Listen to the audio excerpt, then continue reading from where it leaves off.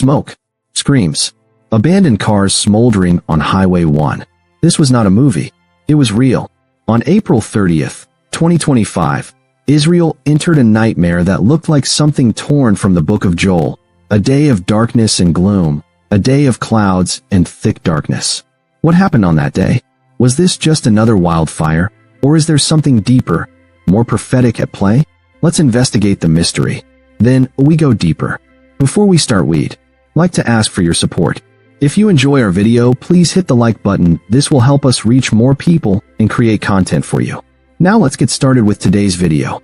Flames surged across Highway 1, Israel's main artery. Terrified drivers left their cars, fleeing on foot, some with children, others with elders unable to walk. The sky turned black. Day became night. More than 10,000 people were evacuated from at least 10 villages. Among them, Beit Mir, Shesh, Givat, Yaim, Ramat Raziel. Even the Adnim Psychiatric Hospital had to be evacuated. 2 patients vanished into the chaos. Israel declared a state of national emergency. But by then, it was almost too late. The fire devoured 17 square kilometers in mere hours, consuming forests, natural reserves, and agricultural land. At least 20 homes were reduced to ash. Winds exceeding 50 kilometers per hour fanned the flames like a biblical plague. Entire communities stood on the brink of annihilation. Black smoke rolled across the hills. The capital city was veiled in toxic ash. The Ministry of Environmental Protection issued air pollution alerts across the region. Hospitals overflowed. Children and elderly suffered the worst: burns, asthma attacks, and smoke inhalation. Crucial roads were shut down. Emergency services couldn't reach the worst-hit zones.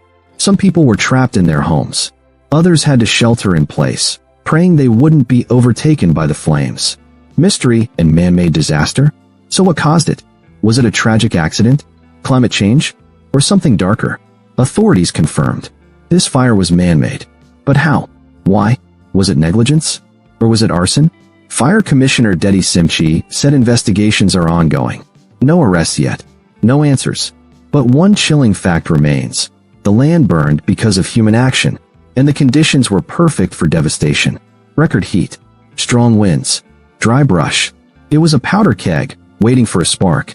Environmental Minister Tamar Zandberg blamed climate change, warning that disasters like this are becoming the new normal. But is that the whole truth? Israel called for help, and nations answered. Well, some. Italy and Croatia sent planes. Firefighting aircraft were deployed. But Greece and Cyprus refused. Why? Is it just geopolitics? Or are alliances shifting beneath the surface of global diplomacy? In a world increasingly fractured by ideology, religion, and territory, even fire becomes political. Jerusalem hills, once filled with rare plants and wildlife, reduced to ash. Natural reserves and parks were destroyed. Critical habitats, gone. Recovery may take decades, if at all. Thousands displaced. Memories incinerated. An entire ecosystem, silenced. And while emergency aid, $21 million, was approved for temporary shelters and medical needs, it's not enough. Not for what was lost. Was this foretold? Joel 2 verse 3. Before them fire devours, behind them a flame blazes. Before them the land is like the Garden of Eden, behind them, a desert waste. Nothing escapes them. Could this be one more sign of a world unraveling? A world where creation itself cries out under the weight of corruption? Where the elements war against us, because we war against each other. Some ask, where was God in the fire? Others ask, where was man in the fire? Was it negligence, malice, or a divine wake-up call? Imagine being a firefighter, walking into that wall of flame. Smoke swirling like spirits. Visibility 0. To save others, these men and women walked through what looked like hell itself. Do you know what this moment resembles? The descent of Christ into Hades. Descending into the abyss to rescue the lost. Could this event, this fire, be a shadow of that ultimate descent? A reminder that in chaos, there are still those who run into the flames? Heroes who don't just ask where God is, but become his hands in the dark. Families stand where homes once were, now rubble and cinders. Children ask when they can go home. Mothers have no answers. The world watches. News headlines fade, but the pain remains. Will the global community rise to help rebuild? Or will this, 2. Be forgotten. The Hope, Indiana ashes. Yet, even in the ash, hope flickers. Volunteers came. Communities opened their arms. Strangers became family.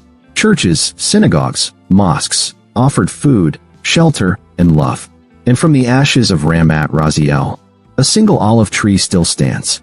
Burnt, scarred, but alive. Symbol of Israel. Symbol of endurance. Symbol of peace. What do we do with this story? Forget it? File it under natural disasters? Or do we learn? Let this be a warning. Let it be a cry. Let it be a prophecy. Not of doom, but of a chance to change. What do you think caused this disaster? Negligence? Nature? Something more? Was this just a fire or a message? Drop your thoughts in the comments below. Let's talk about it. Let's pray about it. Let's prepare for what's next. Thumbs up, like, loudspeaker share, bell subscribe for more truth in chaos. Because when the world burns, we need faith that endures.